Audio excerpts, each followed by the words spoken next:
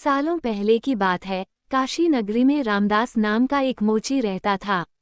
वह काफी नेक दिल इंसान था। हर किसी की मदद के लिए हरदम तैयार रहता था। उसके पास कोई भी मदद मांगने के लिए आए तो उसे उदास होकर नहीं लौटना पड़ता था। एक दिन मोची रामदास रोज की तरह अपना मोची का सामान लेकर अपनी दुकान में बैठा हुआ था। उसके पास एक ब्राह्मण आया और अपना जूता सिलने के लिए दिया। जूता सीलते हुए रामदास ने ब्राह्मण से पूछा, आप कहाँ से आए हैं?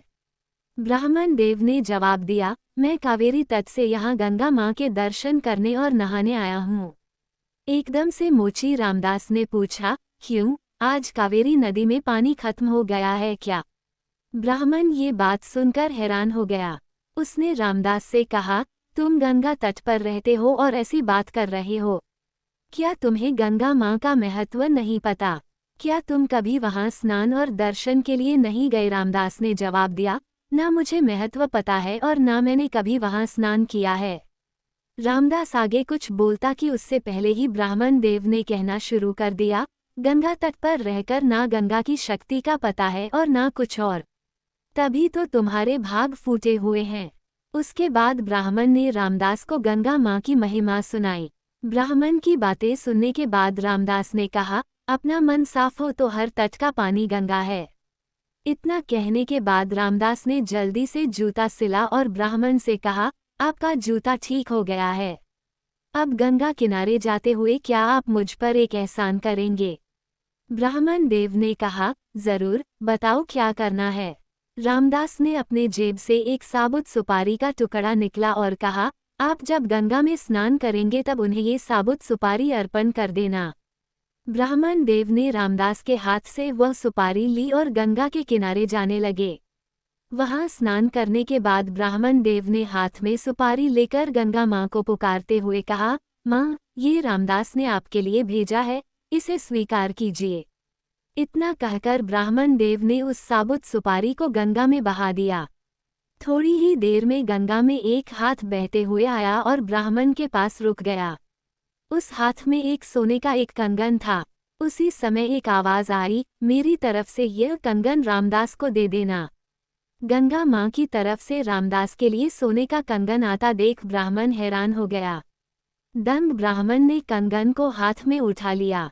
कंगन हाथ में लेते ही ब्राह्मण के मन में लालच आ गया। उसने सोचा कि मैं ये कंगन रामदास को नहीं दूंगा। आखिर रामदास को पता ही कैसे चलेगा कि माँ गंगा ने उसे कंगन देने के लिए कहा है। इस सोच के साथ ब्राह्मण आगे बढ़ने लगा। कुछ दूर जाते ही उसके मन में हुआ कि अगर मैंने ये कंगन बेचा तो पूछताछ होगी और मुझ पर चोरी का इल्जाम लग सकता है। मैं सीधे ये कंगन राजा को देता हूँ, वो खुश हो जाएंगे और इनाम भी देंगे। इसी सोच के साथ ब्राह्मण सीधे राजमहल पहुंच गया। वहां पहुंचते ही राजा को प्रणाम करके उस ब्राह्मण ने उन्हें कंगन भेंट कर दिया। उस कंगन की चमक से राजा और वहां मौजूद दूसरे लोग दंग रह गए। राजा ने कहा, ब्राह्मण देव, ये कंगन देखकर तो लग रहा है मानो ये स्वर्गलोक का है। राजा ने वह कंगन अपनी पत्नी को दे दिया। पत्नी ने जैसे ही कंगन पहना वह खुश हो गई।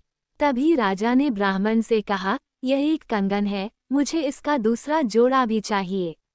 रानी दोनों हाथों में ये कंगन पहनेंगी तभी उनकी शोभा और बढ़ेगी। यह सुनते ही ब्राह्मण के पसीने छूट गए। राजा ने तुरंत पूछा, क्या हुआ, आप परेशान क्यों हो गए? ये कंगन चोरी का तो नहीं है न? तुरंत ब्राह्मण ने जवाब दिया, नहीं नहीं राजा साहब, ये चोरी का नहीं है।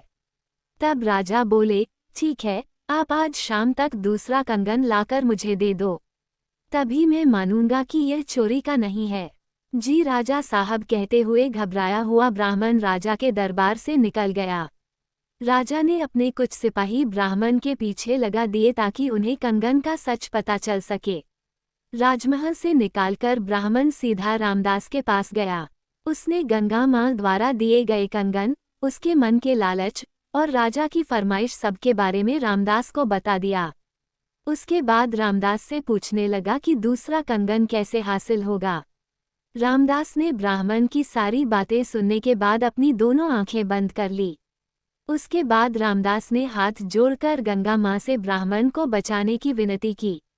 1 मिनट के बाद रामदास ने अपने सामने रखी एक बाल्टी में हाथ डाला और उससे वैसा ही कंगन निकाल लिया। ब्राह्मण ये देखकर हैरान हो गया।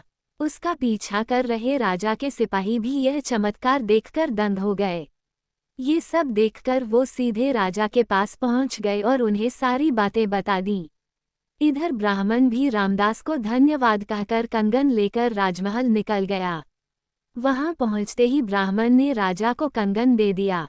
राजा ने उससे कुछ नहीं पूछा और चुपचाप कंगन ले लिया। कंगन लेने के बाद राजा खुद अपने सिपाहियों के साथ रामदास की दुकान पर गए और रामदास को गंगा मां की भक्ति के लिए इनाम दिया।